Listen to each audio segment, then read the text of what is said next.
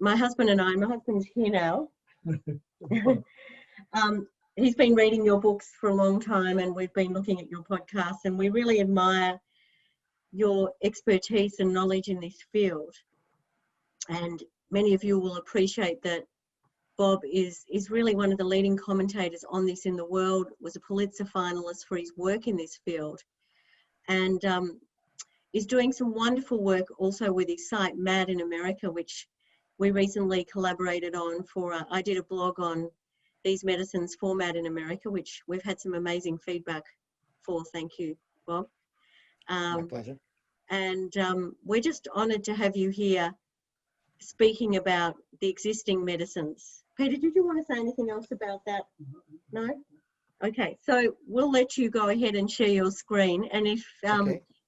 and so everyone, we'll disable the chat for now, but as soon as Bob's finished with his presentation, we'll enable questions to come back up then, and he'll be answering questions. Okay, I gotta do something here. Okay. Okay. I don't know why it's not sharing my screen here. Here we go. Okay, wonderful. Is that showing up now? Yes. Is my screen showing up now? Yes, it is. Uh-huh. Oh, okay. Well, again, everyone, my apologies for being late. What I'm going to do here in the next 30 minutes is just look at what psychiatry's own research, in essence, is telling us about the merits of these drugs. I mean, so this whole presentation really is just taking their information regarding the effects of these drugs over the long term and presenting it. So how are we going to do this? I mean, what are we going to review today? Well, when I began investigating this question of long-term effects of psychiatric drugs, I first was curious about the rising burden of mental illness, and society after society has adopted a drug-based paradigm of care. And one of the things I looked at in different countries was just the rising number of people, adults, who are going on disability due to a mental illness. Now, this is like a canary in the coal mine, or just a marker of the burden of mental illness. But the point here is this. Going back to the late 1980s, early 1990s, we got a second generation of psychiatric drugs were said to be so much more effective than the first generation, and that's the SSRI antidepressants, for example. You see in Australia, New Zealand, United States, and in developed countries around the world, an extraordinary increase in the use of these drugs, extraordinary increase in the number of people being diagnosed. Now, generally, if you have an illness and more people are getting diagnosed and properly treated for it, you should see the burden of that illness go down in society. But what has happened here since the 1980s, it's been exactly the opposite. As more and more people use these medications, get diagnosed, say, with depression, the burden of this illness is rising. So that just tells you, well, let's look at how these medications affect people over the long term. So that's the first thing, just to understand the conception of what we're talking about here. Now, one of the next thing you really want as you approach the research itself is to try to come to understanding of how the drugs act on the brain. Now, you'll see that we were told that they fixed a chemical imbalance in the brain. And if that's true, that is a story of extraordinary medical advance. Because think about how complex the brain is. And yet what we were told is researchers had identified the very molecule that causes depression, or the very molecule that causes psychosis, and then they could fix it, like insulin for diabetes. Now, my opinion is, if that were true, that would maybe be the greatest advance in the discovery in the history of medicine, given how complex the human brain is. So we'll review this brief hunt for chemical imbalances to see if researchers actually found it, and then see what they actually did find in terms of how these drugs act on the brain and change the brain over the long term.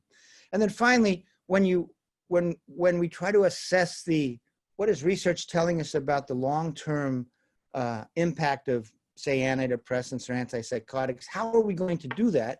Because The way we normally test drugs is we have randomized clinical trials, and we just look at their effectiveness, whether they beat placebo over, say, a 6-week period. But of course, people are taking these drugs for a year, 2 years, 5 years. So what research can tell us about the effect of those drugs over that longer period of time?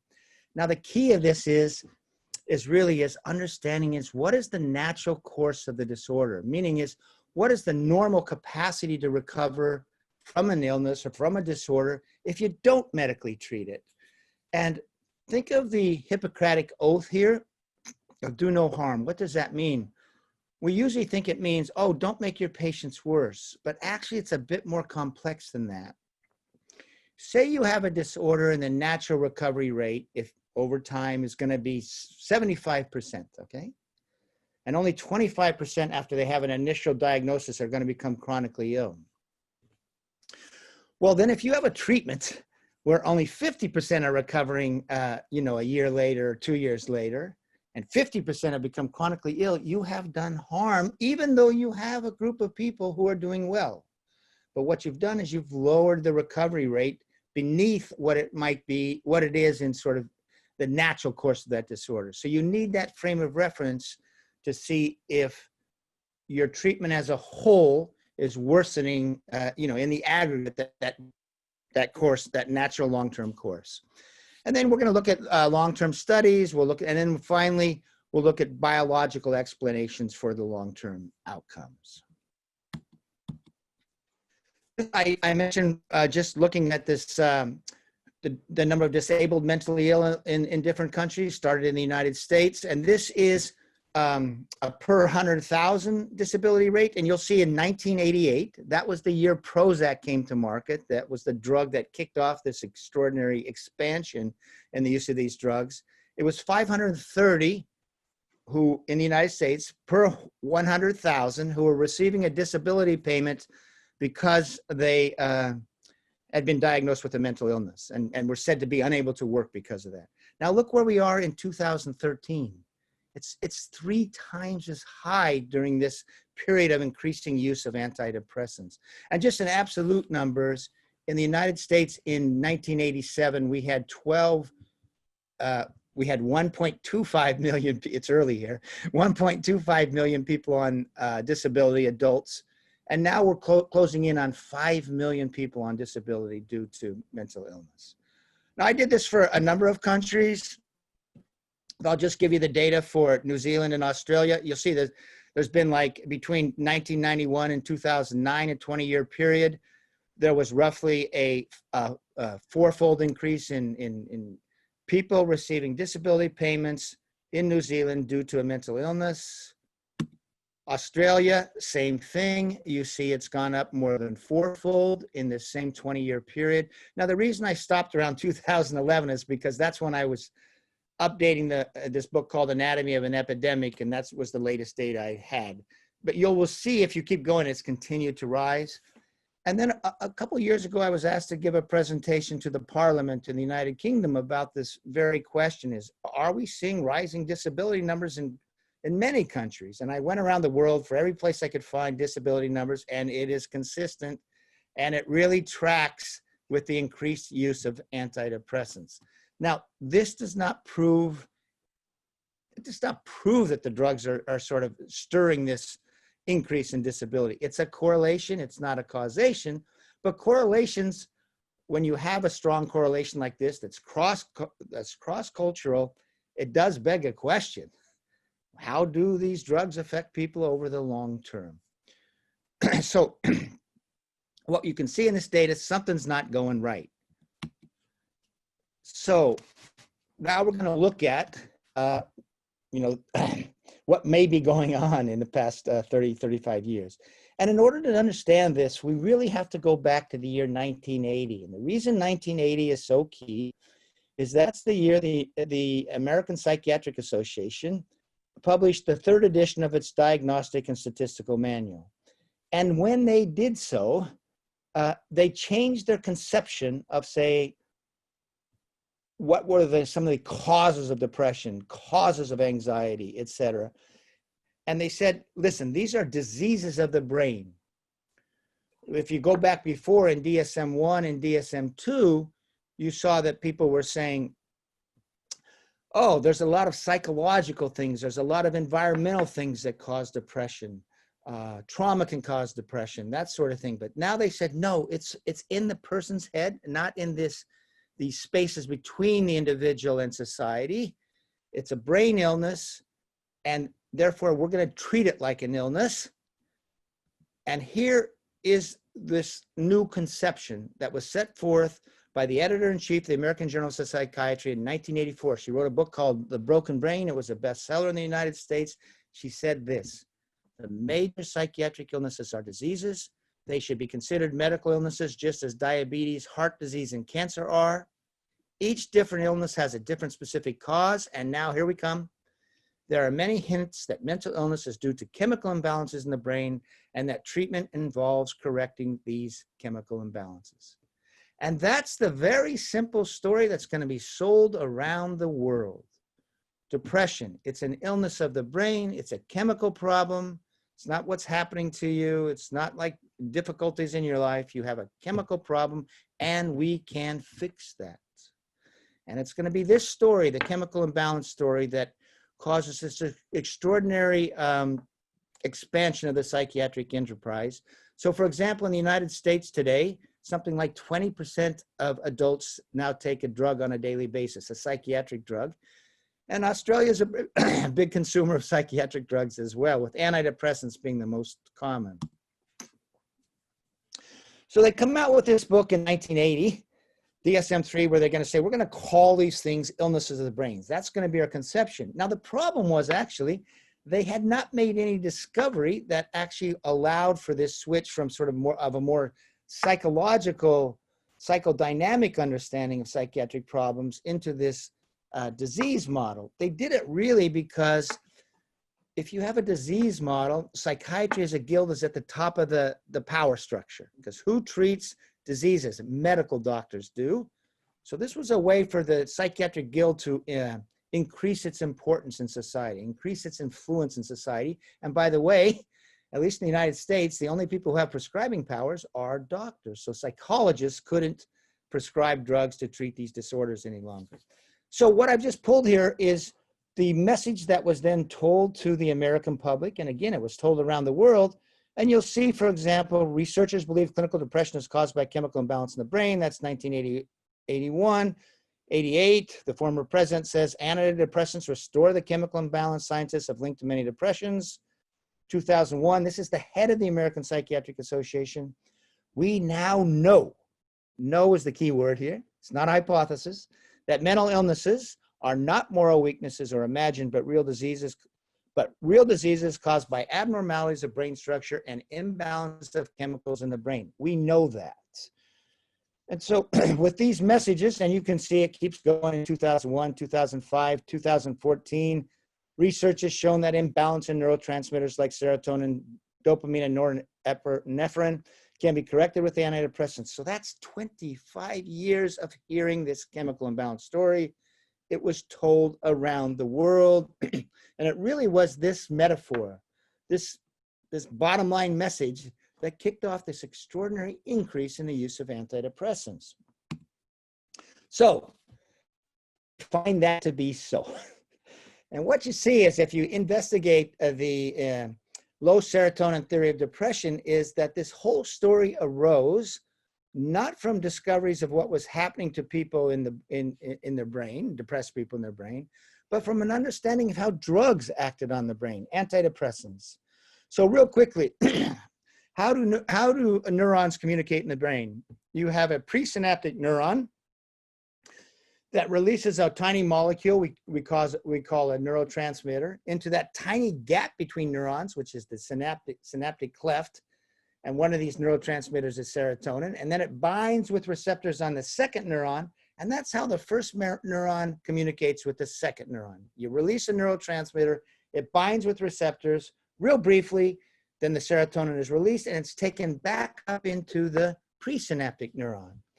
Well, what they found is with the first antidepressants is they block that normal reuptake of serotonin from that synaptic cleft. That neurotransmitter stayed longer in the cleft than normal. So it ups serotonin action. That's what's the effect of the drug. So researchers hypothesized maybe the reason, maybe the cause of depression is the opposite. If the drugs up anti-serotonergic activity, maybe the problem is that people with depression have too little serotonin. So that's the basis for the hypothesis. With schizophrenia and psychosis, what the drugs do is they block dopamine activity. So they hypothesized, oh, maybe schizophrenia is due to too much dopamine activity in the brain. Now, once they come up with this hypothesis, what do they have to do? They have to see, do people with depression, in fact, have low serotonergic activity before they go on these drugs? And what you find is, going back to the 1970s, is researchers were finding, we're really not finding this to be so. Now, the NIMH is the National Institute of Mental Health. That is our premier government organization funding psychiatric research. So in 1984, they investigate this low serotonergic theory of depression, and they find this: elevations or decrements in the functioning of serotonergic systems are not likely to be associated with depression. They weren't finding that people with depression had an abnormal serotonergic system prior to going on the drugs. Then you'll see this, Stephen Stahl. He's a big guy in American psychiatry. He writes a textbook called Essential Psychopharmacology in 2000. There is no clear and convincing evidence that monoamine deficiency, serotonin is a monoamine, accounts for depression. That is, there is no real serotonergic deficit. By the way, if you read the American Psychiatric Association's own textbook in 1999, they declare the low serotonin theory of depression dead. They said, we're just not finding it. You'll see here, Alan Fraser was someone who investigated this theory for a long time. He says, I don't think there's any convincing body of data that anybody has ever found that depression is associated with a loss of serotonin. You see the same thing happened with the search for that schizophrenia was due to too much dopamine. And Kenneth Kendler, who was one of the world leaders in investigating this hypothesis, in 2005 writes, we have hunted for big, simple neurochemical explanations for psychiatric disorders, and we have not found them. So here's the problem. You can see the problem. The world, the public, was convinced of one truth, one thought, and that is that these drugs fix chemical imbalances in the brain.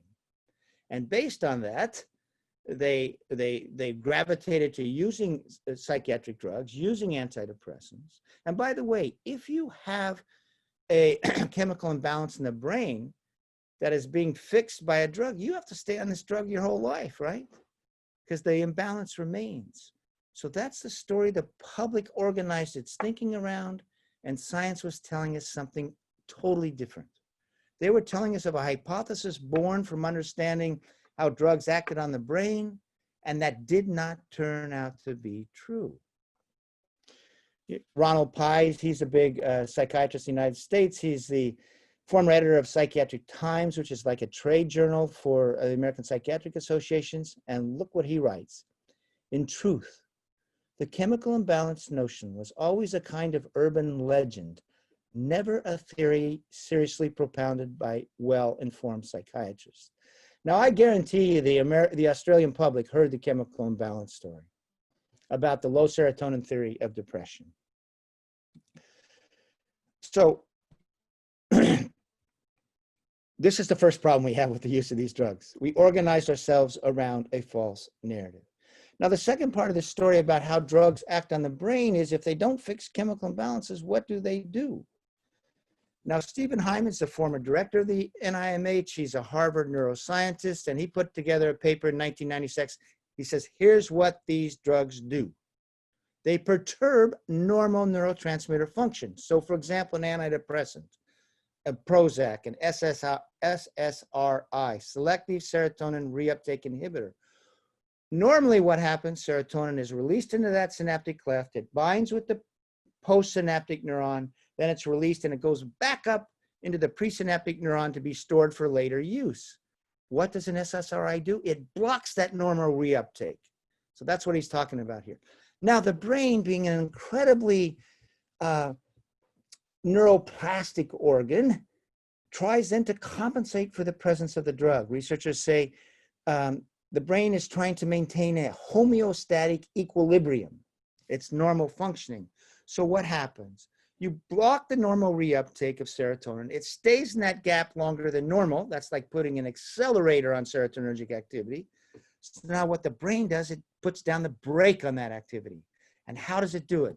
Well, the presynaptic neurons begin releasing less serotonin, and your postsynaptic neurons actually decrease the number of receptors they have for serotonin. So here's the irony of this whole story. What research found was that before you go on an antidepressant, there is no identifiable abnormality.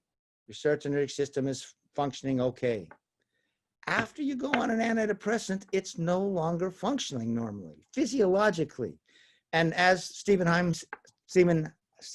said, the chronic administration of the drugs then caused, quote, substantial and long-lasting alterations in neural functioning, and the brain is now functioning in a manner that is, quote, qualitatively as well as quantitatively different from the normal state.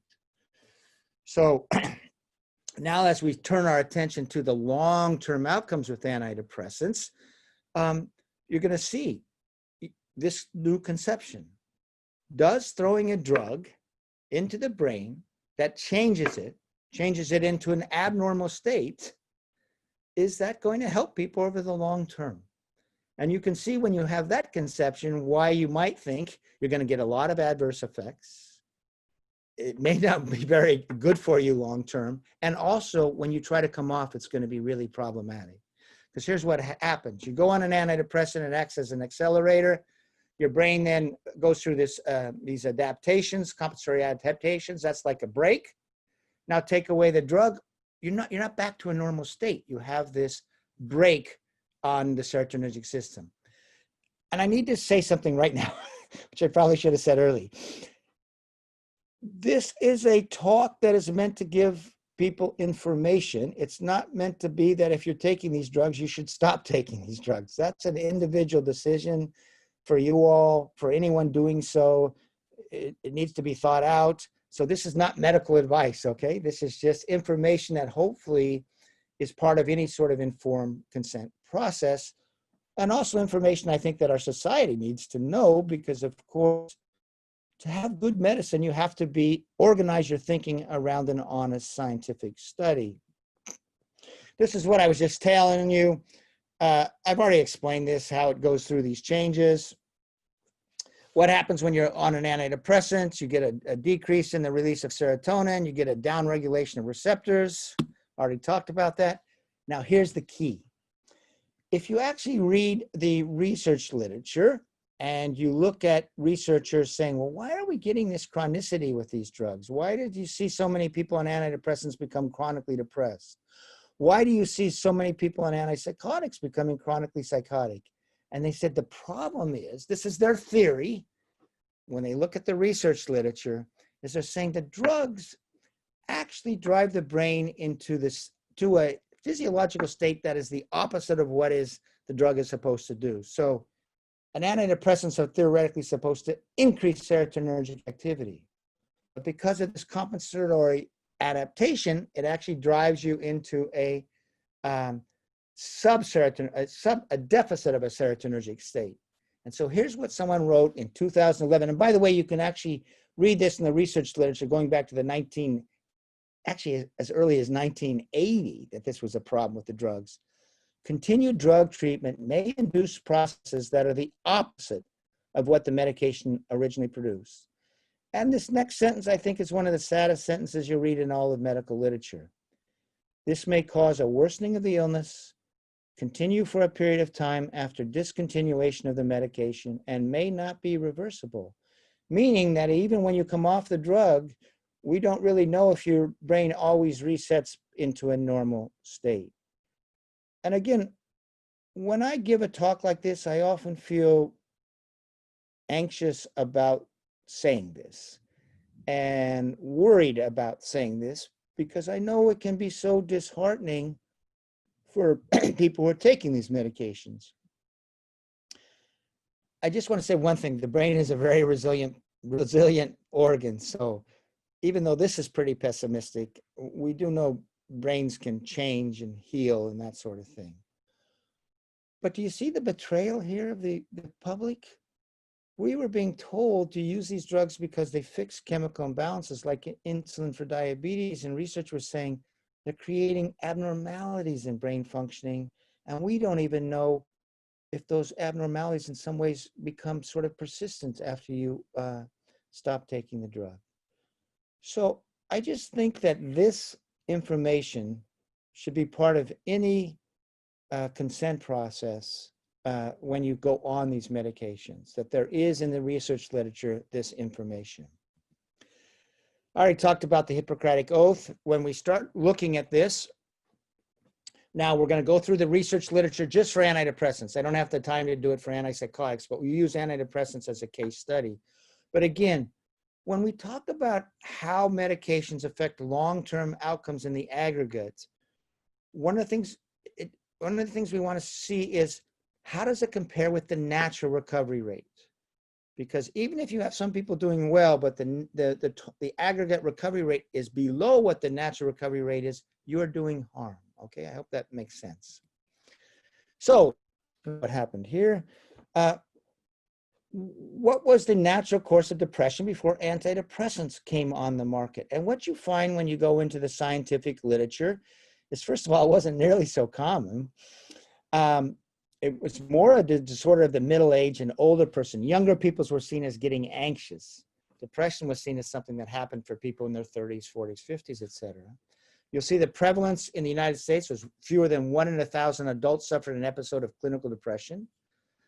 And 1955, only 7,000 first admissions for depression in the US. And we had a population of about 150 million. And here were the outcomes. You're going to get better. And they're even talking about hospitalized depression. The understanding of depression was that it was an episodic disorder. It would run a course of anywhere from a few weeks to as long as a year in some. So that's a long time to be depressed. But even with hospitalized depression, about 85% who were hospitalized, 85% would be recovered by the end of the year. And if you look at the recovery rates, it's roughly like another 2% every week recovers. There's a steady recovery rate. And so what were our best people saying at this time? In the treatment of depression, one always has an ally in the fact that most depressions terminate in spontaneous remissions. This means that regardless of what one does, the patient eventually will begin to get better. This is the head of the NIMH in 1974. Most depressive episodes will run their course and terminate with virtually complete recovery without specific intervention. In other words, as we begin, because of this understanding of depression, when the first antidepressants came in, the thought was, we'll just shorten the time of recovery. People are going to get better, but we'll lessen the amount of time that they're in that depressive episode. That's good. Depression's a terrible thing, especially if you're so severe you're going to be hospitalized. That was the thought with the use of antidepressants. And then, again, this is the thing, insurance can be given, will not tend towards a chronic course. It's an episodic disorder, not a chronic course. Now, doctors, psychiatrists and others who have been used to seeing the natural course of depression begin giving their patients antidepressants. And what do they see? Well, if you go back to the 60s, you see clinicians saying this, I think my patients are getting better faster. But for some reason, now they're relapsing more quickly. In other words, maybe before people would have an episode and then 5 years later, they might have a second episode. By the way, 50% never had a second episode. If you actually look at the natural course of depression in the pre-antidepressant era, it went like this. 50% would have one episode and not have another episode in their life. Another 30% would have sort of episodes every 3, 4, 5 years that lasted maybe 6 months. And only about 15% would become pretty chronically depressed. Now they begin using the antidepressants and then they're going, yeah, but my patients are relapsing back into depression more frequently. You see here, the antidepressants are inducing a change to a more chronic course. Because of this worry, a Dutch psychiatrist tests it. He now has a study of 94 depressed patients, some treated with drugs, some treated with ECT, and some not treated with a somatic treatment. And what does he find? He finds that those treated with antidepressants or ECT, they relapse more frequently. He says, it exerts a paradoxical effect on the recurrent nature of the vital depression. In other words, this therapeutic approach was associated with an increase in recurrent rate and a decrease in cycle duration. Should this be regarded as an untoward long-term side effect of treatment with tricyclic antidepressants? These are the first generation, but you see in the early 70s, they're worried we're making depression more chronic. Now, what you start seeing in the United States is people saying, yeah, our patients are becoming chronic. So in 1985, the National Institute of Mental Health convened a panel and they said, what is the natural course of depression? And what they're saying is it's running a chronic course now. But here's what they say to themselves. It's not that the drugs are causing a chronic course. It's that we've now finally done the research to see that it's chronic course. In other words, they congratulate themselves for doing better epidemiological studies. But of course, what you're really seeing here is an acknowledgement that depression in the antidepressant era is now running a more chronic course. And again, I just want to show you that the APA, the American Psychiatric Association, even acknowledges this in its own literature. It used to be believed that most patients would eventually recover from a depressive episode. However, more extensive studies have disproved this assumption. It's now known that depression is a highly recurrent and pernicious disorder. So they said it is chronic now. But we're in an era, 1999, where we're treating depression with antidepressants. Now, this is the largest antidepressant trial ever conducted. It was conducted by the NIMH. And when they did this trial, here's what they said. Short-term clinical trials, randomized clinical trials, are conducted in a very select group of patients. They're funded by drug companies. They only run 6 weeks.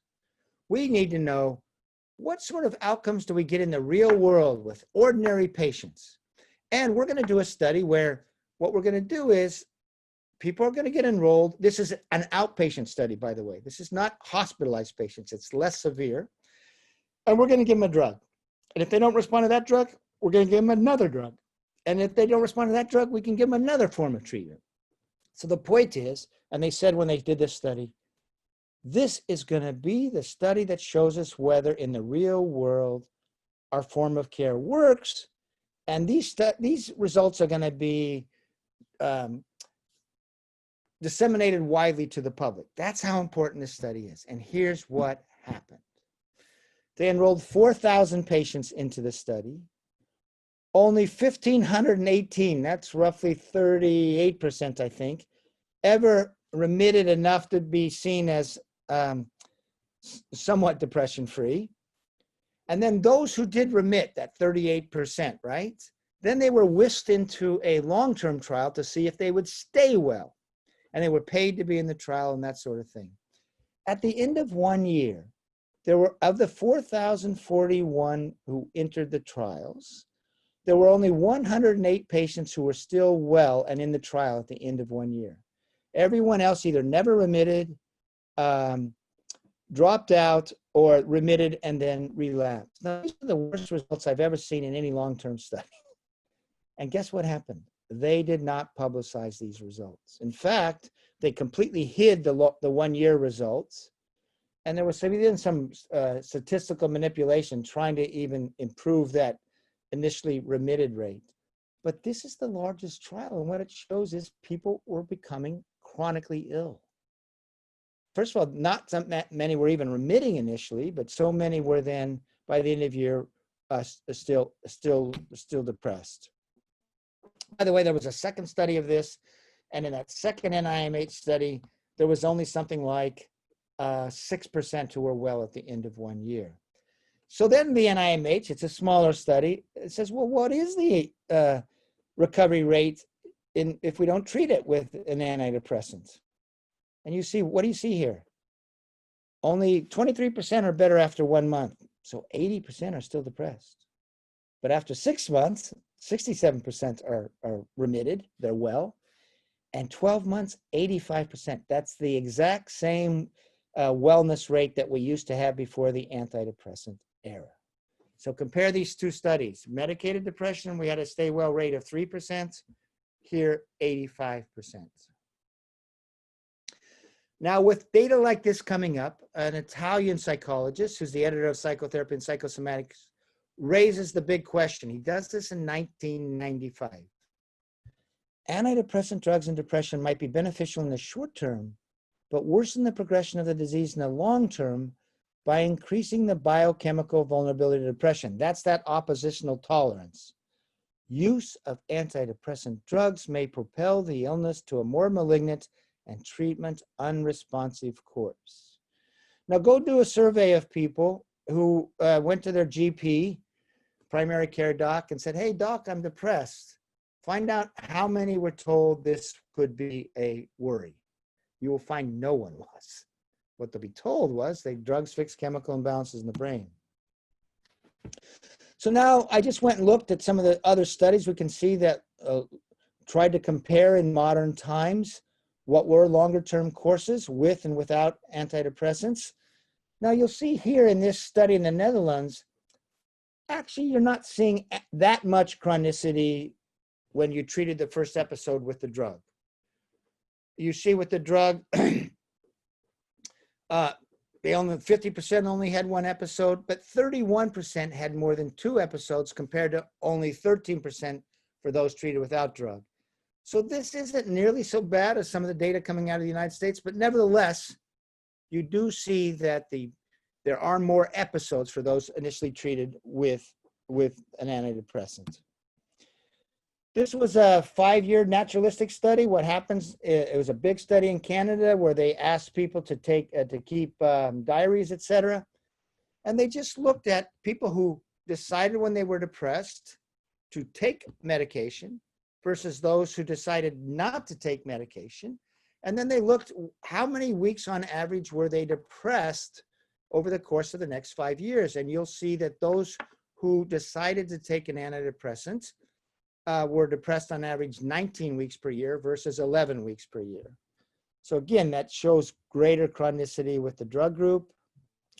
Now, this is a really interesting study. It was done by the World Health Organization, and I think it's done in, oh, I should know this. It's either 11 or 18 countries around the world. And what the investigators did is they just went into clinics in countries around the world and acted like flies on the wall. These were GP, general practitioner clinics. And they identified people who told their GPs they were depressed. And then they looked at how did the GPs treat it? Did they describe a benzodiazepine, a sedative, an antidepressant? Did they make the diagnosis or no drug, or did they fail to make the diagnosis and no drug? Now, the purpose of this study, the expectation was this would show the value of screening. It showed that people who were depressed would get diagnosed, that diagnosis was good, and that treatment with an antidepressant would lead to a better outcome.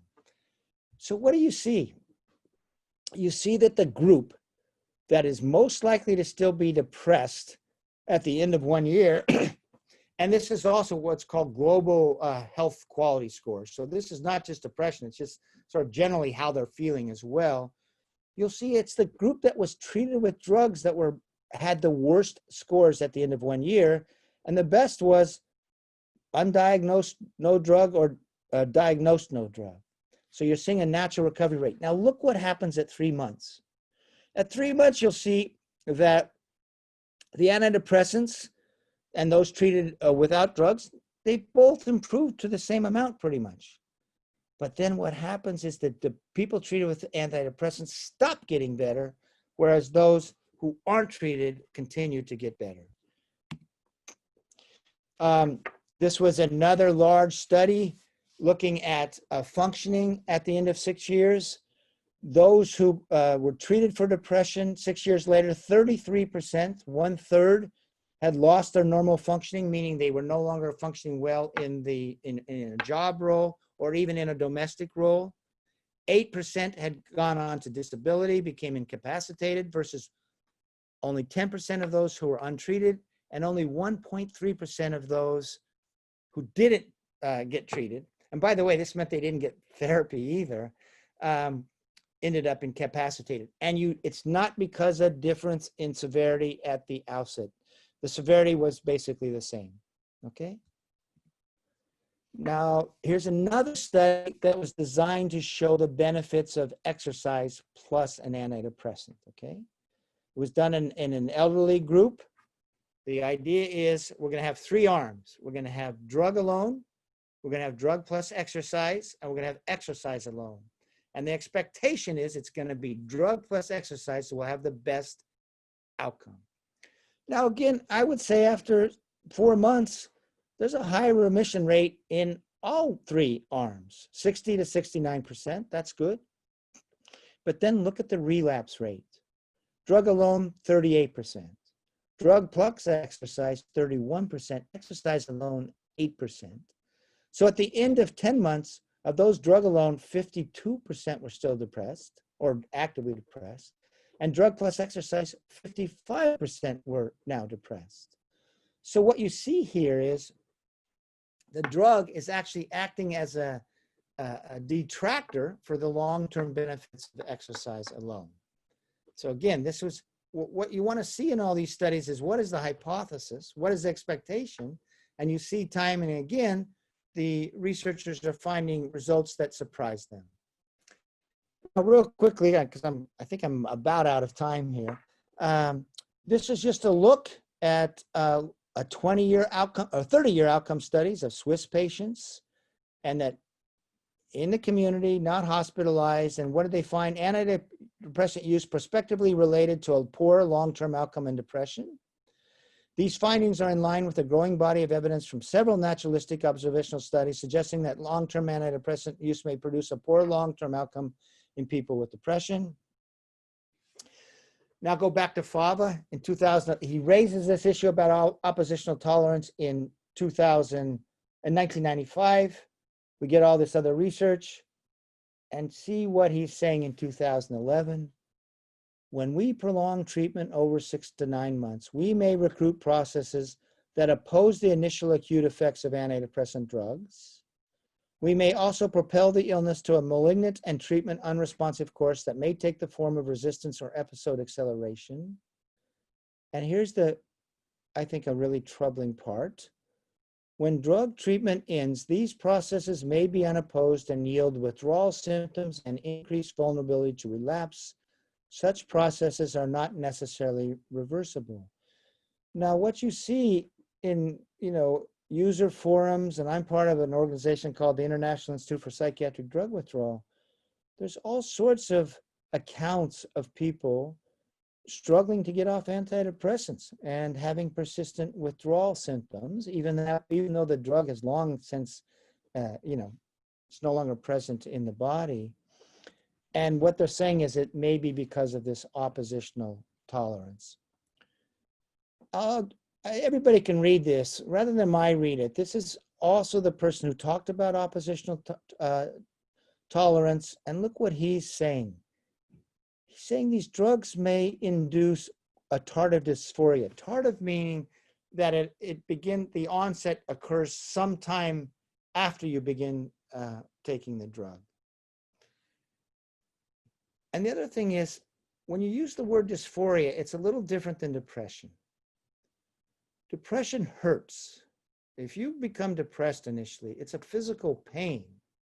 Dysphoria really is more of like, I don't care, I feel numb, I just don't feel engaged with life. So what they may be really finding here, it's not exactly that the antidepressants induce this severe pain that is associated with the onset of depression, but rather just a numbing of the capacity to feel. You get a lot of sexual dysfunction.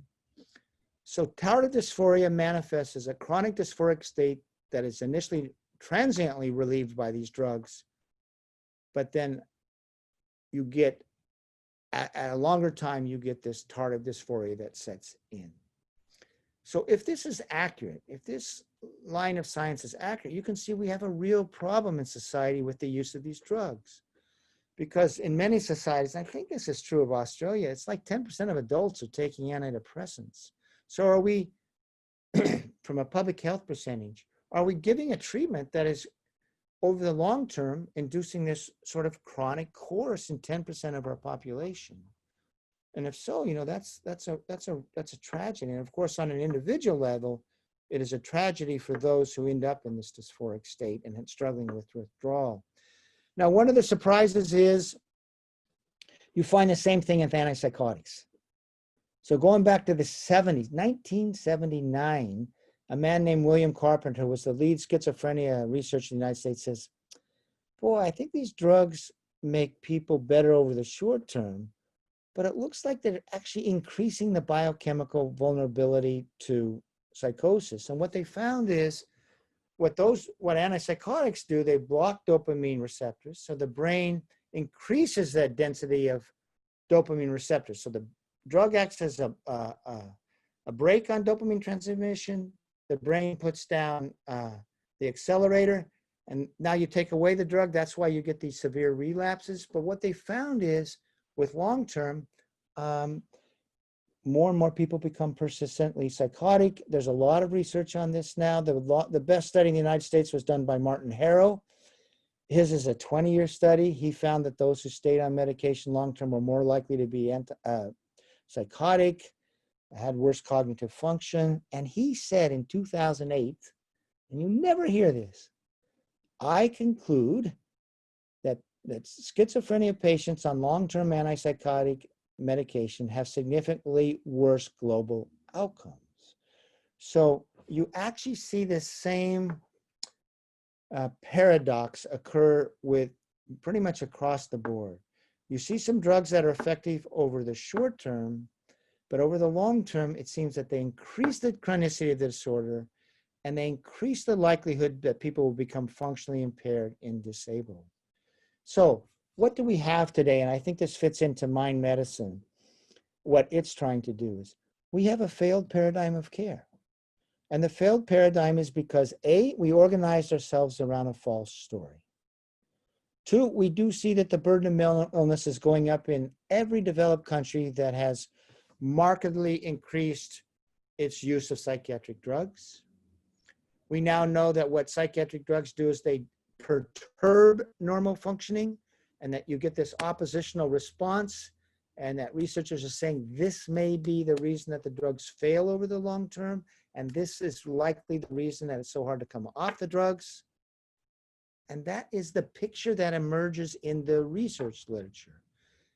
And it is a dispiriting picture.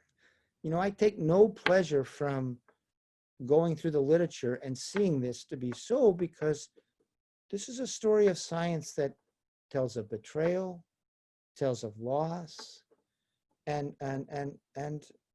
tells of peoples who've had their lives shuttled down a pathway that for many hasn't ended well, and science sort of was predicting it wouldn't end well. And final thing here is, if you're on these medications and they're working great for you, terrific. You know what I mean? There are some people who do well on them. That's great. There's a spectrum of outcomes. What we've been talking about here today is looking at outcomes in the aggregate. So I think that's about the time I was supposed to speak. And again, my apologies for being late. It's now it's now like 5:45 here in Boston. Bob, that was absolutely exceptional.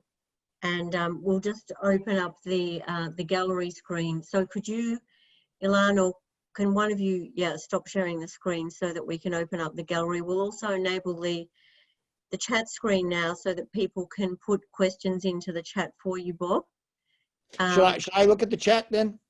No, I'll moderate that for you and I'll ask the question, so you don't have to do anything but answer the questions. Okay, great, thanks. And Peter has the first question for you as well. So Peter's our chairman and my husband, and we started the Mind Medicine Australia together. So you've read about him in my article for you. Bob, firstly, thank you very much for doing this presentation at such a challenging time of the morning, your time. It's really appreciated. No, my pleasure. I have to say that when I read your book a few years ago, I found it enormously sobering. And it was one of those books I couldn't put down. And it was almost too bad in terms of what you were saying to be true. As I was reading it, I was saying, well, this can't be right. In Australia, we've had a massive increase in antidepressant use. It's now 1 in 8 of us, 1 in 4 older people. And that was before COVID, which... And you're quite right, you know, that doesn't correlate with mental health statistics coming down. If anything, mental health statistics are getting worse.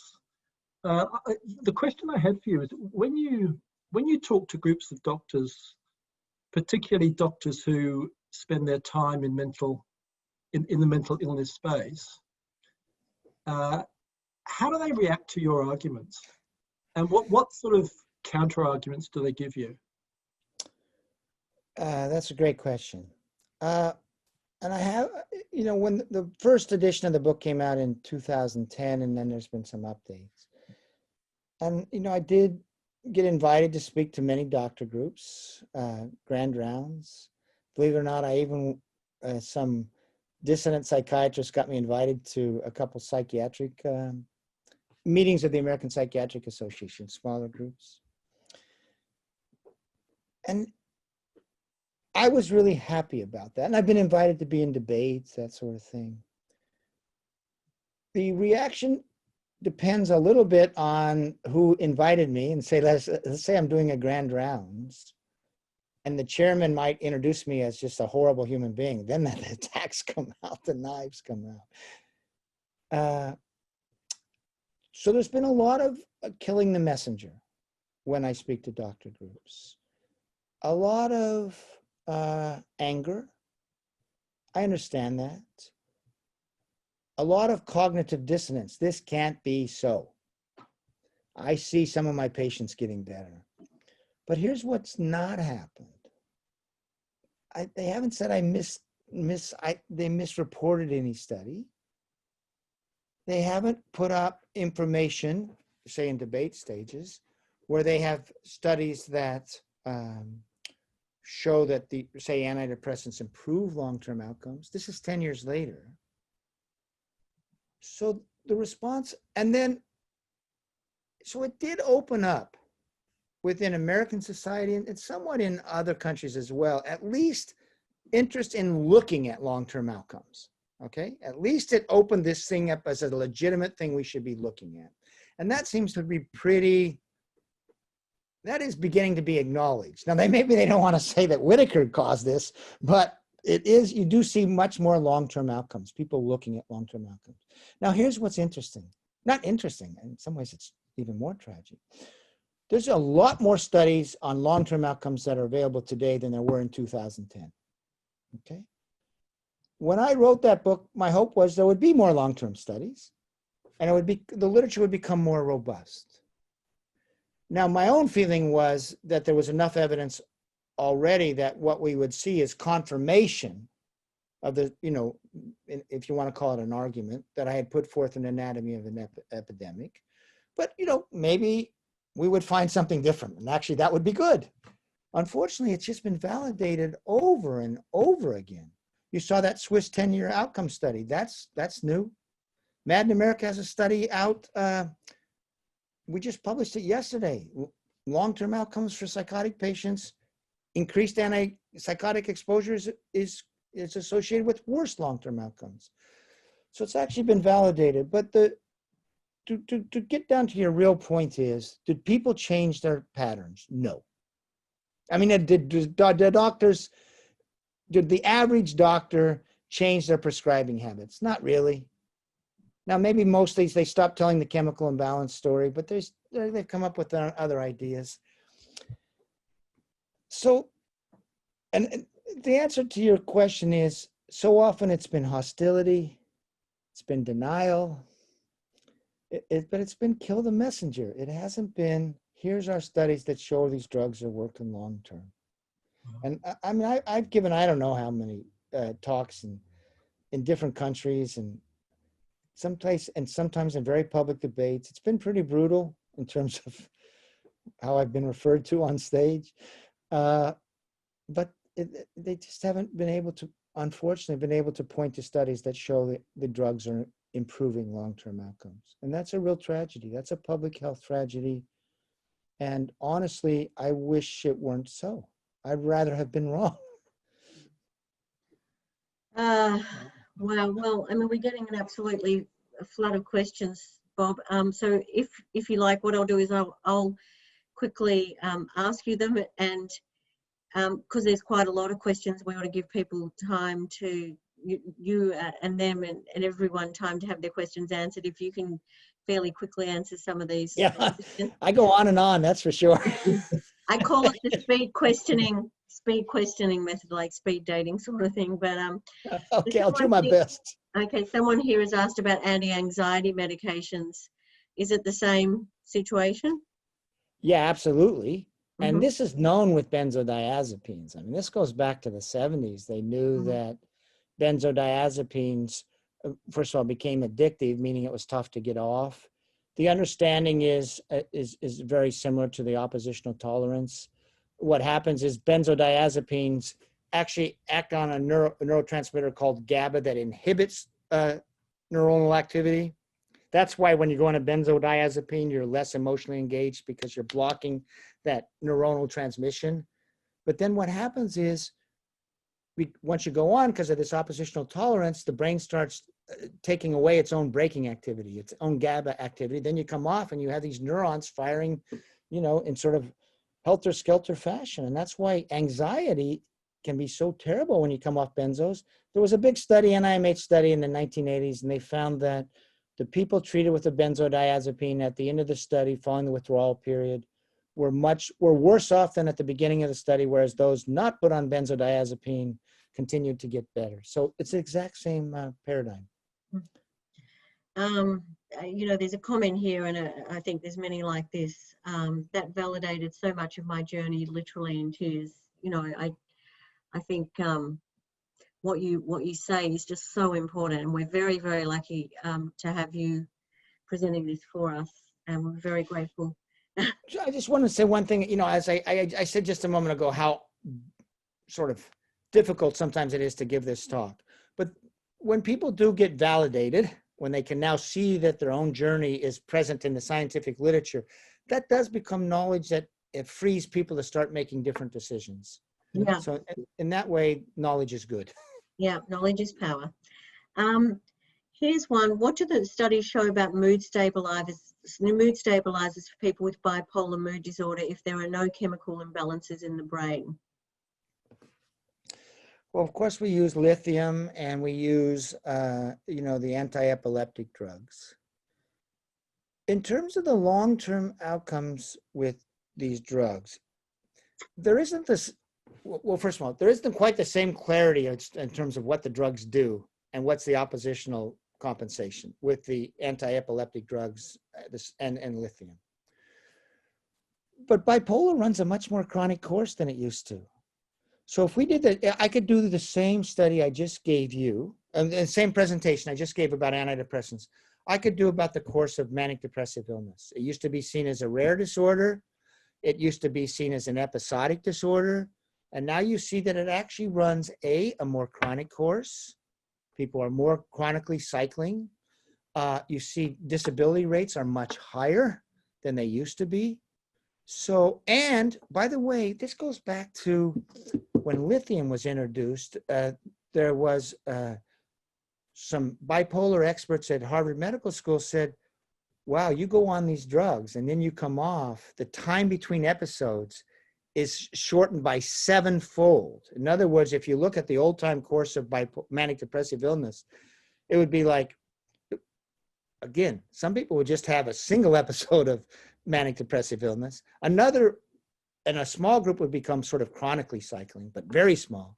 And the others would be, they'd have an episode, and then there'd be like 3-4 years, and then they'd have a second episode. But there'd be this 3-4 years. And what they found is that when people came off lithium, they were much more likely to revert to an episode than in the natural course of the disorder. So again, some people stabilize pretty well on on the mood stabilizing drugs. But in a big public health picture, you see the same thing. It's a much more chronic course, and it exacts bipolar disorder is one of the things causing the rise in disability. So it exacts a greater public health cost than it used to. Mm-hmm. Another question here, which is a great one, what do you believe is the causes of depression? And what do you think are some of the effective treatments, and where to from here? Well, I think that's a question that deserves humility as the first answer. The brain is really a complex thing. I think there are many pathways to depression. Many pathways. Clearly, there are environmental problems things can happen to you that make you depressed. You can lose a job, you can get divorced, you can have something traumatic happen to you. There's also, human beings are meant to interact with their environment. We don't just exist in some bubble. We interact with our environments, and that affects our moods, our states, that sort of thing. It's clear that bad physical health can lead to depression. It's clear that obesity can lead to depression. It's clear that bad diets can increase the risk of depression. So there are many pathways to depression, which means, I think, rather than having a focus on how do you cure that, right, that individual thing, it's like, how do you remake your life? How do you remake your life with diet, with exercise, with social engagement? Depressed people who are struggling with their minds often end up very isolated, which then builds on itself. So how do you get people into community environments? So that's the biggest thing, is how do you depression is a sign that something probably isn't going right in your life. And then so what changes do you need to make? Mm-hmm. But I hope what you hear is this: physical things can cause depression. Diseases can cause depression. Physical health can cause depression. Bad things happen can cause depression. So there's no single cause. Surely depression is a word to describe a lot of different states, and a lot of things can bring you to that state. Mm-hmm. So one of the other questions there was, where to from here in terms of the medical model. I guess you're saying that it's a failed care, it's a failed model. In aggregate. Where does that model go? I mean, there's obviously the ways we can look after ourselves, but is there any hope for the medical model? I mean, Well, I think the medical model is a flawed model. Mm-hmm. It's given a conception of what happens to us that leads to treatment for an illness, and that usually means a somatic treatment, like a drug. And I think we need a model that is rooted in philosophy, rooted in understanding of human beings. We suffer. Well, I mean, one of the problems with the medical model, it begins with the idea you're sort of supposed to be content all the time. That's ridiculous. We suffer. We struggle with our minds. That's what we humans are built to do. And life sometimes is shitty. Seriously, life sometimes is tough. Bad things happen to you. So I think we need to understand, in a big picture, holistic, philosophical way, how do human beings stay well? What do they need? Well, you do need meaning in your life. That really helps. And you need people in your lives. Good food it helps a lot. Exercise helps a lot. So I think the problem with the medical model, it says this is a disease and we focus on curing the disease. I think what we really need is a model that says, what is it like to be human? What it's like to be human is to suffer, is to struggle. But we also know that there are things that keep people well: community involvement, meaning, good food, exercise, etc. So I think we should get rid of the medical model. And we should get like a philosophical, holistic model. And also that means one size doesn't fit all, too. I mean, people have to find their own pathways forward sometimes. Mm-hmm. Thank you. Do these conclusions apply to pretty much all other mental health issues as well? Pharmaceuticals. Yeah, to other... Say that again, I didn't understand the question. So the question was, the talk was about depression. Do these conclusions apply to other mental health issues? I mean, you've already explained for bipolar and Yeah, anti-anxiety. unfortunately they do. And if you want to get down to the sort of universal problem is there's nothing known to be chemically wrong that you're fixing. You introduce a drug that perturbs normal functioning. The brain then goes through a change to sort of compensate for the presence of the drug. So you're abnormalizing brain functioning. And once you understand that conception, you can see, like, at least in the aggregate, why it's not likely to be effective, whether it be bipolar, whether it be ADHD, whether it be even psychosis, depression, anxiety. Yeah, you see it across the board. You really do. That's why it's a failed paradigm of drug-based care on the whole. Thank you. Loads of questions coming in, so I'll rattle them off quickly. Is this information purposefully censored, omitted, or disregarded in general medical practice? Yes. Mm-hmm. No, just to elaborate on that is, who is the keeper of this information?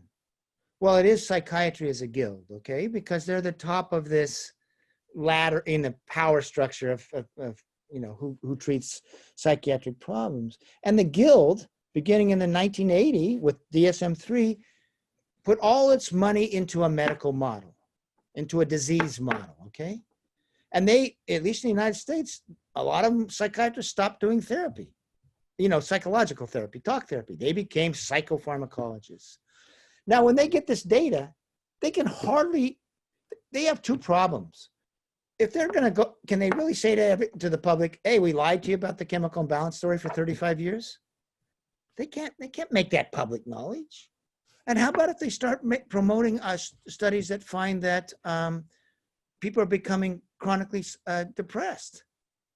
Well, that's going to destroy their whole business. That's going to destroy their whole guild. And that's going to destroy their own understanding, because you know what? If I'm a doctor and I'm prescribing antidepressants, I have to believe in the drugs. That's what I've got to do it, because I can't be prescribing drugs that I think are going to make that person worse. So cognitive dissonance is a powerful thing. I'm going to dismiss that. I'm going to say, look, I see some of my patients get better. You do, by the way. You don't know what the natural course is.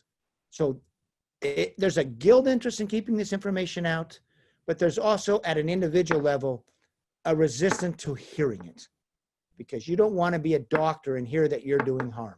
You almost can't take that information in. Totally. A question here. I'm a psych nurse in a community mental health team working with people with severe and enduring mental illnesses, complex diagnoses, multiple psychosocial factors. I see people on high doses of these drugs which barely hold them and often do little to prevent regular relapses. What can we do to really take them off the drugs safely? They are often marginalised, without family, little opportunity for improved psychosocial connections, etc. It would literally involve taking them off meds with no safety net to deal with the inevitable relapse. Are they likely to be stuck on these meds for the rest of their lives?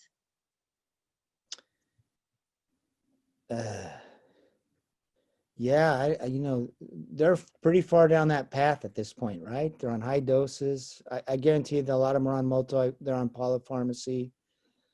They become socially isolated. They become, sort of dependent, lost faith in themselves. I will say this, there's a group in Norway. Norway's really changing its thinking in many places. 2 different hospitals outside of Oslo. One is a group that began taking chronic patients off, I think it was about 10 years ago, with something they call basal exposure therapy. And these were chronic patients, multiple drugs, they're going to be in the hospital forever, blah, blah, blah.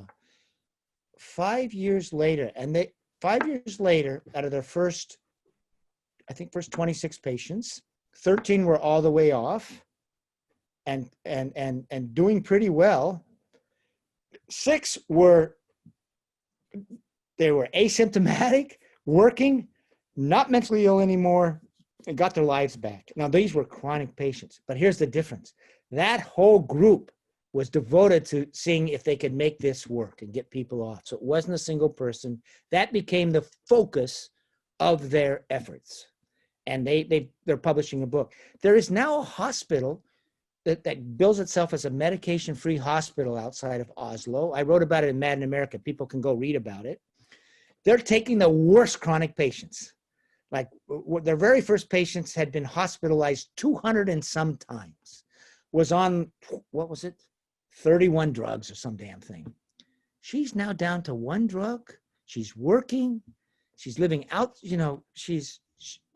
now it took years, but it does show it's possible. And to whoever asked this question, go on to MIA, madinamerica.com, MIA reports, do features, and you'll go down to a story about a medication-free hospital and medication-free initiatives in Norway, and you'll see that even chronically people, if they're in an environment, she was saying, where that becomes a holding environment as people come off these drugs, it can be done.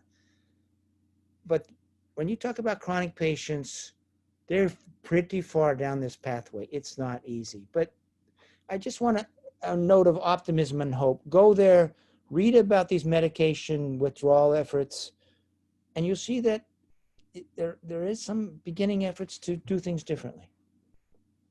No, thank you. I mean, obviously, at the moment in Victoria, where Humane Medicine is based, we're experiencing one of the longest lockdowns in the world. In fact, I think it is the longest lockdown in the world now.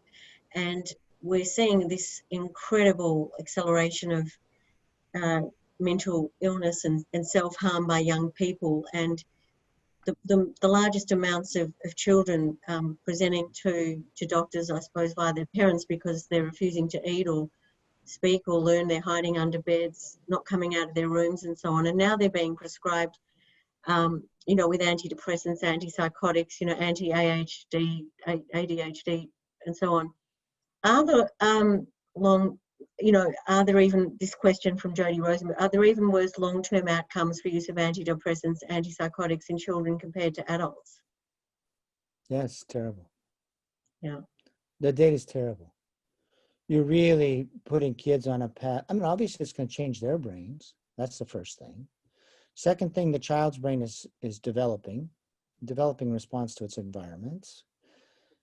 And the data on kids who get put on drugs is just terrible long-term. You see so many of the kids who put on drugs and it's not just the drugs. You got a new identity. I'm depressed, I'm anxious, that sort of thing. You see a very high percentage become anxious when they're 18, 20, 23 on medications. You're really setting them up sort of as a career as a semi-mental patient.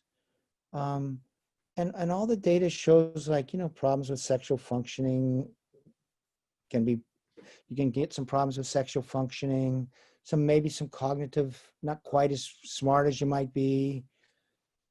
It's a horrible response. Medicating the kids to a lockdown. Of course they're depressed and kids aren't built to be inside all the time and not with others. Honestly, I think governments have really screwed this up, to be honest with you. Because when they do this when they make these decisions, they're saying, how do we reduce the virus? Okay, that makes sense. You shut off people, but they're not measuring the cost to kids, of not going to school and that sort of thing. It's tragic. There hasn't been a good risk-benefit analysis, in my opinion, because I think this is really tragic to kids. Tragic and lifelong damage. Lifelong, and when you start when you start putting them on drugs, it's just like, you're really screwing up those kids. That's an absolute tragedy. Just lots of questions here about where people can find your additional information on your presentations. Obviously, we will be sharing this recording, everyone. And of course, we'd love you to plug your book and your website as well. And a few more questions here, but do plug that first now for people as well. Okay. So the book is called that we've been talking about. It's called Anatomy of an Epidemic. I also co-wrote a book called Psychiatry Under the Influence that talks about some of these guild influences. But then you can just go to madinamerica.com and we have all sorts of information there on research on psychiatric drugs. If you go to the menu bar, you'll see something that says drugs and a sub menu, and you can see information about long-term effects of antipsychotics and antidepressants. As far as presentations, you can go to About Us, click on, and the sub drop down menu says Robert Whitaker, click on that, and there you can find some links to presentations that are much longer, that give the data, say, for antipsychotics. There's presentations there on benzodiazepines, that sort of thing. You can also go to robertwhitakerbooks.com, and there you'll also see some of these presentations. And Alan, we'll actually do some links in the follow-up note to Robert's books and his site, please. Right. Is there any, like, has there been any discussion around any change in the DSM criteria and so on? Well, in Britain, for example, the British Psychological Society has basically published something called the Power Threat Meaning Framework. Yeah, that's been mentioned on here quite a bit in the chat. Yeah, that's a different way of conceiving of things. Yeah. Even, if you listen to American Psychiatric Association now, they're sort of saying, oh, we always emphasize the biopsychosocial. Now, that's not true. I mean, it really became a biological story. But even they are saying, like, we need to emphasize more social sense, psychological sense. But nevertheless, we're still using the DSM, which is a disease model. It's still, that's what's present. That you got to get diagnosed in order to qualify for insurance treatment. Mm-hmm. But here's the kicker on this. That's real key, I think. When they were doing DSM-5, the American Psychiatric Association, and by the way, I don't want to make this so American-centered, but the problem is, and the American Psychiatric Association has an outsized influence. That's just the truth of the matter. No, it absolutely does. And so even though you may be using a different diagnostic manual, the DSM really defines, you sort of develop world thinking about this. Anyway, they had a panel they put together, and this goes to, does this information get out? And the panel was this: have we validated any psychiatric diagnosis as a real disease? Now, that's actually a medical scientific question. There's ways you validate a disease. And the expectation was that in 1980, they have this new disease model and they'll validate them. And here they were in 2008, and they said, we haven't validated a single disease. So what you are seeing is the DSM is being used, but increasingly it is being used more as a tool of convenience in some ways. I mean, more and more you do hear, even within psychiatric mainstream circles, we haven't validated these as discrete illnesses. Mm-hmm. So there's some modulation there, but not as much as you might want. Not a real paradigm shift, not a real conceptual shift. Mm.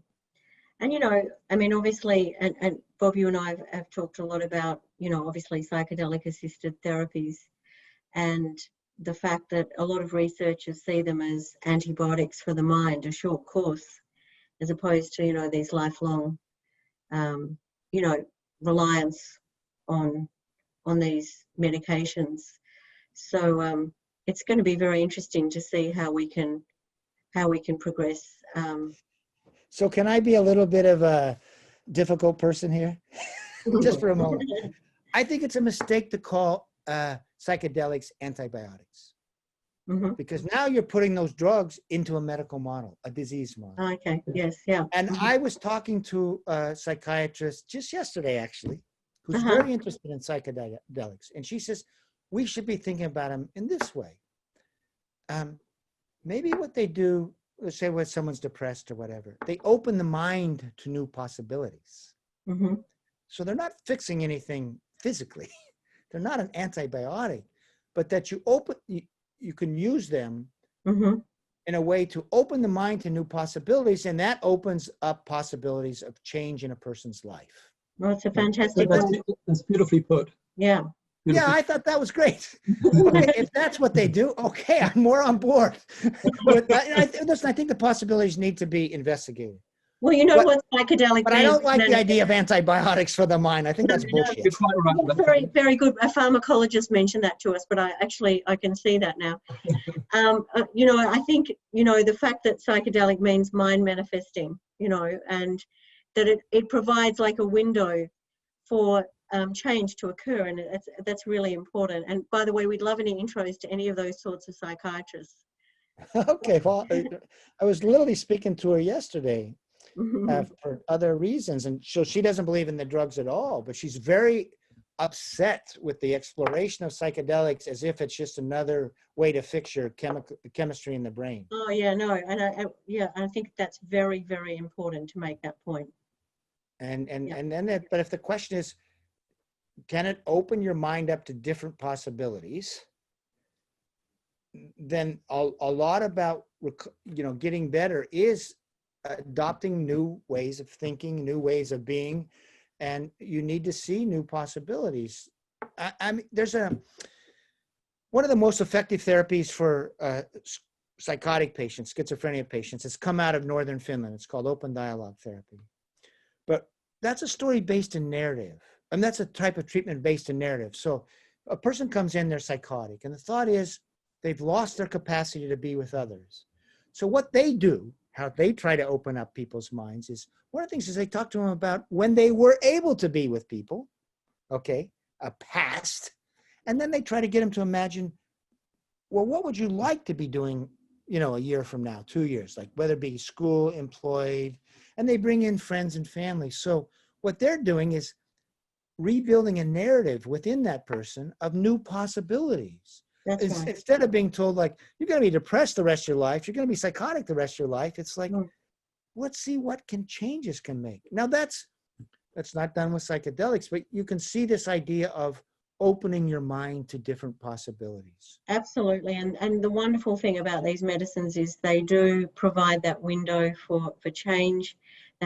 They really provide a sense of agency for people to take charge of their own lives rather than being given this life sentence of mental illness for the rest of your life. Well, I think any sort of look at what helps people recovery, developing agency is absolutely essential. Absolutely. You need to have a feeling that you have a chance to be the author of your own life. That's right. Yeah. There's a question here, I think it's from a psychiatrist. He says this talk won, as in, you know, we've had a lot of incredible webinars. He obviously really likes this talk. But then he says this talk will be unlikely to attract psychiatrists to Mind Medicine Australia. How can we, you know, how can we share this knowledge that you're sharing in a way that people can somehow become more open to this? I mean, this must be your daily challenge, but I mean, you know. Well, listen, the only thing I can say is, like, you know, in a way, Anatomy of an Epidemic was a book aimed at psychiatrists. Yeah. It was aimed at prescribers. It was here's your evidence base. You believe in evidence-based medicine. Okay, this is your research. So all I can say is this. In places where they've really tried to make this research known. So let's say you get someone in power who, in other words, authority, okay, within some psychiatric establishment that says, hey, we need to look at this. That's what you need. You need leadership at the top saying, we need to look at our long-term outcomes. And here's I think what's can be powerful about anatomy. This is why, by the way, people are so angry with me. This isn't an alternative sort of thought. This is your research, I'm saying to the psychiatrists. You believe in an evidence base. This is your evidence base for long-term outcomes. Now you need to respond to it if you believe in that evidence base. And that is what has actually cracked open some change. So like in Israel, you're seeing something called soteria houses spring up. And that's being led by some psychiatrists who looked at this and said, wow, first of all, there is a chance of recovery without medicine. And here you can build environments that help that happen. That's what's happening in Norway. There's psychiatrists involved with this. Now, there's a lot of resistance. But what I'd say to the psychiatrists is, this is your research, and somehow if leaders can really get you to grapple with this, at the very least you'll see this shift. Okay, we're not going to believe our drugs do harm in the long term, but we will agree that we don't have evidence that our drugs are improving long-term outcomes. Even that's a bit of a shift. Totally. And Peter, psychiatrist, to answer your question, yes, there's a lot of growing evidence for psychedelic-assisted therapies, and we'd be happy to share that with you. What we might actually do now is we just have some concluding slides, and then I'm going to thank you, Robert. So, Ilan, if you can just put on the final slides, because a lot of people are asking how they can help, and we know that people want to help get this information and knowledge out there. So just moving on to those last slides, Ilan, after that one, please. So yeah, for those of you who are using these medicines and would like some support, we have a wonderful psychological support service with psychologists and psychotherapists and others around Australia, and GPs and others who can provide you with integration and support in a whole range of different ways. Moving on to the next one. Thanks, Ilan.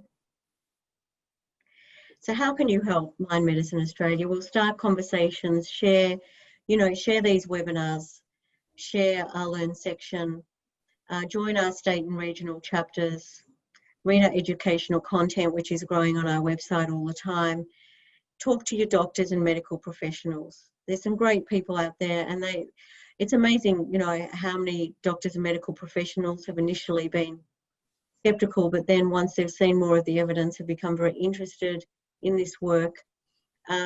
Peter and I are philanthropists, so we're donating all of our time and pretty much a lot of our money to help really, we have no vested interest other than to help people who are suffering to get better. And we want to help as many people as we can, but we can't do it alone. So if you can donate and support, please do. Small, large, whatever you can do makes a huge difference. Follow us on social media, share our posts, talk to your local members of parliament so that they start to really understand, the entire paradigm and the need for change.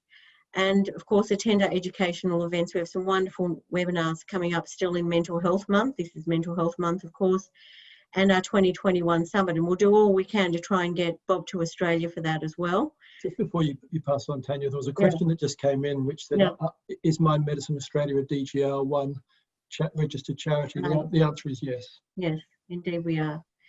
So all donations are fully tax deductible. And the next slide. And foundations can make donations as well. Yes, they can. Next slide, Ilan. So this is the certificate in psychedelic assisted therapies. 2 intakes next year, January and July. So if you're a psychiatrist, psychologist, or any of the categories there and you want to apply, please do so quickly because they're nearly full. There's enormous interest in this field. And next slide, thank you. This is who's speaking at the summit. We'll hopefully be able to add Bob's photo to that shortly as well. We'll make sure you can get to Australia, Bob. We'd love to bring you out. I'm sure people would absolutely love to meet you here. And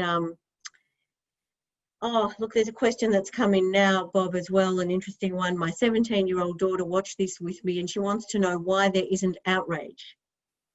Just before we go to... Should I answer? Please, yes. Well, I think there should be outrage. I think the outrage should be that we were told a false story, because there's a duty to be honest with patients. Yeah, that's a central duty of medicine. So when they were telling us we had chemical imbalances when their own research was not finding that to be so, that's betrayal. And I think it is outrageous. yeah. I mean, you wouldn't tell someone with an ordinary heart that they had a heart problem in order to give them a medicine, right? So it's a betrayal of a basic moral duty to be honest with patients.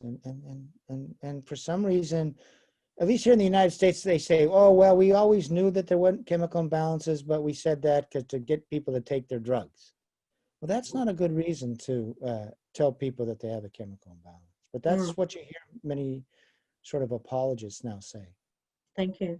Ilan, just the last couple of slides. Thank you. So the next one, please, Ilan. And please do register for our summit next year. There's already a few hundred. So as mentioned earlier, we did put in rescheduling applications for both MDMA and psilocybin to move them from prohibited to controlled medicines. We expect an interim decision to be published. Actually, it says 3rd of February, but actually it's in November. Yeah, the actual decision is November, but for some reason it takes till early February before the decision's announced. So fingers crossed, everyone. Next slide. So these are the upcoming webinars. Really interesting one next week with Rabbi Zach Kamenetz from the US, Imam Tawhidi, who's one of the leading imams, Muslim imams in the world, and Pastor Graham Long, really talking about the connections between consciousness, religion, mental health, and psychedelics. Then on the next Wednesday, we have a double whammy of 2 webinars, Busting Psychedelic Myths, and then a conversation between a psychologist and a psychiatrist on trauma addiction, part 2, which was really interesting. The part 1, many of you rated that as one of the top webinars, you know, that you'd come to, and we imagine this will be equally scintillating.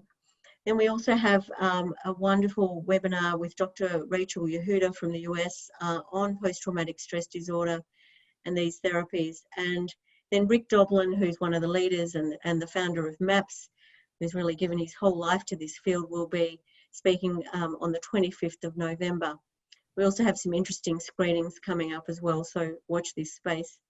But before we go, Ilan, if we can just put the gallery screen on again and get rid of the sharing. We just want to thank you all. I'm sorry about the time frame delay, but wasn't it worth waiting for? And let's all just give a nice clap to Bob. You're such a gem, Bob, and anything that we can do also to support you, please reach out to us. Well, thanks for having me. And again, my apologies. I somehow calculated the hours wrong. No, that's right. It does happen, and it's complicated with this daylight saving. So we hope that you have a great rest of the day, and just know that the feedback on the chat has been exceptional, and thank you. Yeah, thanks for the opportunity, and good luck with your work. No, thank you. Your work is extraordinary. So thank you all. And next time, can we just ask if you each bring 2 people along to each webinar? We just keep growing this community, educating people. That's fantastic. And have a great evening, day, wherever you are in the world. Thank you. Blessings. See you later. Take care.